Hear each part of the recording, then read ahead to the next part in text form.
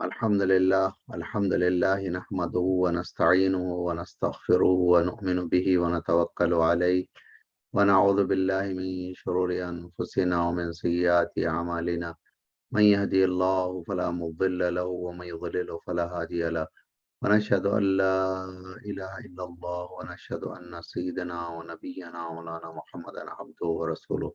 خير الكلام كلام الله وخير الهدي هدي رسول الله كل محدثة بدعة وكل بدعة ضلالة وكل ضلالة في النار أما بعد فأعوذ بالله من الشيطان الرجيم بسم الله الرحمن الرحيم وقال الرسول يا ربي إن قوم اتخذوا هذا القرآن مهجورا صدق الله العظيم. محترم سامعین اکرام، اللہ رب العزت کا لاکھ لاکھ فضل و احسان ہے کہ سن 1442 ہجری کا سال ختم ہونے کے قریب آ رہا ہے. ہمیں ایک ماہ ذی الحجہ میں داخل ہو رہے ہیں اور یہ اس کے ابتدائی 9 ایام اور راتوں کا ذکر سورہ فجر میں آیا ہے.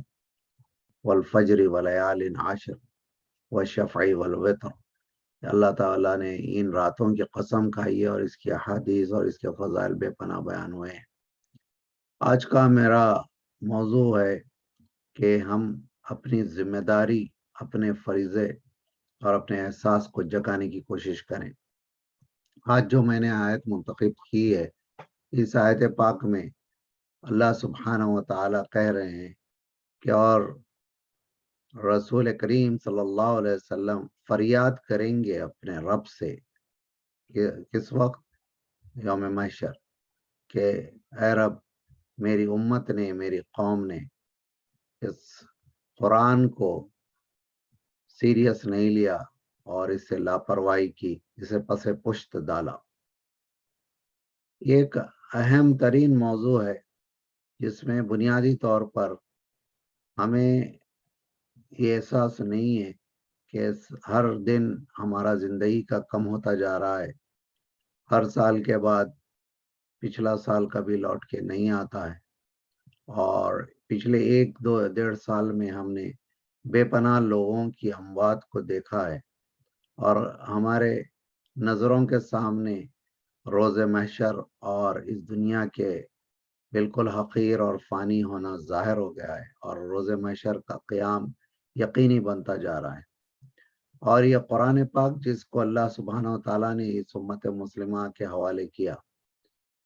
اور اس کے بارے میں یہ بھی آیا ہے کہ اگر یہ پہاڑوں پر نازل ہوتا تو پہاڑ ریزہ ریزہ ہو جاتے اس کی ہیبت اور خشیت سے. اور یہ ایک امانت بھی ہے اور تمام مخلوق کے سامنے اللہ نے امانت رکھی تھی، لیکن حضرت بنی آدم نے اس کو قبول کیا اور اس کی وجہ سے فضیلت و منصبت بھی اللہ نے عطا فرمائی ہے اور مرتبہ بھی عطا فرمایا ہے، شرف بھی بخشا ہے، اور اسی بنیاد پر ہمارا روز محشر احتساب بھی ہونا ہے. اب میں چاہتا ہوں کہ آپ حضرات توجہ دیں کہ کیا ہم لوگ واقعی اللہ اور اس کی کتاب کے ساتھ سیریس ہیں یا ہم لوگوں نے صرف محض رسمن دین اسلام کو اختیار کیا ہوا ہے. پچھلے 1-2 ہفتے میں کووڈ کے کیسز میں لگاتار کمی واقع ہو رہی ہے. اسٹیج 1 سے اسٹیج 2، پھر اب اسٹیج 3 کی طرف ہم لوگ جا رہے ہیں اور ساری جو ریسٹرکشنز ہے وہ کم کر دی جا رہی ہے. ایسی صورتحال میں ہم نے لوگوں سے دریافت کیا تھا کہ کون کون ساتھی ہیں جو اس فکر میں ہیں کہ نماز کو بغیر سوشل ڈسٹینسنگ کے دوبارہ سے شروع کیا جائے. اور ہمارے پڑوسی ملک یونائٹڈ اسٹیٹس کے اندر کئی ایک مساجد میں باقاعدگی سے نماز بغیر سوشل ڈسٹینسنگ اور بغیر ماسک کے ادا کی جا رہی ہے جس طرح کووڈ سے پہلے ادا کی جاتی تھی. لیکن بڑا دکھ ہوا مجھے کہ میرے اس سوال کے باوجود لوگوں نے بالکل اس کو کیئر نہیں کیا. اور میں پچھلے 1 ہفتے سے اس بات کی فکر میں ہوں کہ دین کا اہم ترین ستون الصلاۃ عماد الدین کہا گیا، کہ جس کے اوپر پوری دین کی عمارت کھڑی ہوئی ہے، اگر اس عمارت کے جس ستون پر، جس پلر پہ کھڑی ہوئی ہے، اس کے اندر کوئی کریک آتا ہے یا کمزور پڑتا ہے، تو سوچئے کہ ہمارے دین کی عمارت کا کیا ہوگا۔ اور ہمارے لوگوں کی بے فکری اور بے حسی اور غفلت کے بارے میں سوچ کر بڑا دکھ ہوا، اور میں جب غور و فکر کرنے لگا تو یہ آیت یاد آ گئی کہ یہ ہماری امت کا حال یہ ہے کہ اکثر لوگ تو قرآن کی تلاوت بھی نہیں کرتے ہیں۔ کچھ لوگ ہیں جو بہت قلیل تعداد میں ہیں جو صرف تلاوت قرآن پر قناعت کیے ہوئے، اور بعض لوگ کچھ رسوم و رواج کے لیے قرآن کو استعمال کرتے ہیں، باقی اب ان کی زندگی میں کوئی اس کی اہمیت نہیں ہوتی ہے۔ اور ایسے ہی لوگوں کے بارے میں یہ وعید آئی ہے جس کا میں نے آج تلاوت کی ہے، کہ جو لوگ بھی اس قرآن کا حق ادا نہیں کریں گے اور اس کے جملہ حقوق کی پاسداری نہیں کریں گے، تو کوئی اور نہیں، ہمارا مرافع، ہماری پٹیشن ہمارے خلاف جو داخل کرنے والی شخصیت ہے، وہ اللہ کی محبوب ہستی اور نبی رحمت للعالمین صلی اللہ علیہ وسلم ہوگی، اور ہمارے خلاف مقدمہ دائر کریں گے، اور قاضی اور جج اللہ رب العزت کی ذات ہوگی۔ تو پھر سوچیں ہمارا کیا حشر ہوگا۔ آج جو نمازوں سے غفلت ہو رہی ہے، یا نماز کو اہمیت نہیں دی جا رہی ہے، یا دوبارہ سے اس کو مسنون طریقے سے اس کو ریوائیو کرنے کے سلسلے میں تساہل اور غفلت بڑھتی جا رہی ہے، اس کے پیچھے بنیادی سبب قرآن سے ہمارا وہ گہرا قلبی تعلق نہیں ہے جو کہ ہونا چاہیے۔ اس پر تدبر ہو، اس پر غور و فکر ہو، اس کو اس نیت سے پڑھا جائے کہ ہم خود عمل کریں، اس کی دعوت دیں اور دنیا پر اس کو نافذ اور قائم کریں۔ یہ اگر منہج نہیں ہے اور اس کے علاوہ کچھ بھی آپ کر رہے ہوں تو قرآن کے حقوق ادا نہیں ہوتے ہیں۔ اس سلسلے میں اگر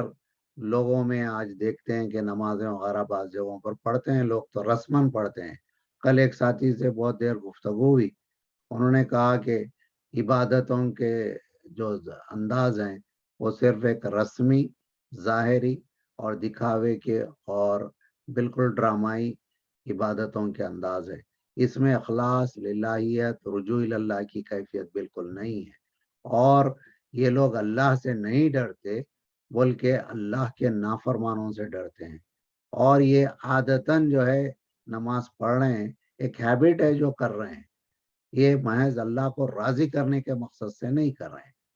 تو یہ ایک بہت بڑے دکھ کی بات ہے، اور ڈرنا صرف اللہ کی ذات سے، کسی اور کی ذات سے نہیں ہے۔ آج جو مختلف ڈر اور خوف ہمارے قلوب میں جگہ پا لیے ہیں، اور اگر ڈر نہیں ہے تو روز محشر کا ڈر نہیں ہے، اللہ کی کبریائی کا اور اس کی ہیبت اور اس کے جلال کا ڈر نہیں ہے، اور روز محشر نبی کریم صلی اللہ علیہ وسلم ہمارے خلاف سفارش لے کر کھڑے ہو جائیں گے، اس کا ڈر نہیں ہے۔ یہ ڈر بنیادی طور پہ ہمارے قلوب میں ہونا چاہیے تھا۔ ہمیں تو کووڈ کا ڈر ہے، ہمیں اپنے مال و اسباب اور اپنی جو ہے سکون اور آرام کے چھن جانے کا ڈر ہے۔ اس چھوٹی سی زندگی کے اندر امن اور چین ختم ہونے کا ڈر ہے۔ اگر ہمیں ڈر نہیں ہے تو آخرت میں جواب دہی کا ڈر نہیں ہے۔ اسی لیے معاملات بھی خراب ہیں، اسی لیے ہمارے شب و روز بھی اللہ سے جو تعلق ہونا چاہیے اس کے بغیر گزر رہے ہیں۔ آج میں صرف یہی چاہتا تھا کہ لوگوں کے اندر احساس پیدا ہو، قرآن سے مضبوط تعلق پیدا ہو، قرآن کو فقیہت دینے والے بنے، قرآن کو اپنے لیے مشعل راہ بنائیں، ہدایت کی کتاب سمجھ کر کے پڑھیں، صرف ثواب اور اجر کی نیت، اور اس کو ایک جو ہے جس طرح دیگر مذاہب میں کتابیں پڑھی جاتی ہیں شیطان اور بھوت کو بھگانے، اس انداز کی کوئی یہ کتاب نہیں ہے۔ اس کو جو ہے نا ہماری زندگی کے شب و روز کو بدل دینے والی اور دنیا میں انقلاب رونما کرنے والی کتاب سمجھ کر پڑھیں، غلبہ پانے والی کتاب سمجھ کر پڑھیں۔ قرآن ہی تو پڑھا جاتا ہے نمازوں کے اندر۔ اگر ہماری نمازیں اس طرح کی بغیر کسی کشش اور بغیر کسی کیفیت کے خالی خولی نمازیں پڑھ رہے ہیں، اس کا مطلب ہی یہ ہے کہ ہماری نماز میں جو قرآن پڑھا جا رہا ہے ہم اس سے بالکل ناواقف ہیں، اس کو سمجھتے نہیں ہیں، عادتاً عبادتیں کر رہے ہیں، رسماً تلاوت کر رہے ہیں، میں زیادہ سے زیادہ وہ اجر و ثواب کی نیت ہے یا کچھ دنیاوی جو مسائل ہے اس کو حل کرانے کے لیے ایک تبرکن پڑھی جاتی ہے۔ اے لوگوں، اپنی دل کی کیفیت کو بدلو، ڈر اور خوف نکال پھینکو۔ یہ کتاب وہ ہے جو اگر حقیقتاً ہمارے دل میں راسخ ہو جائے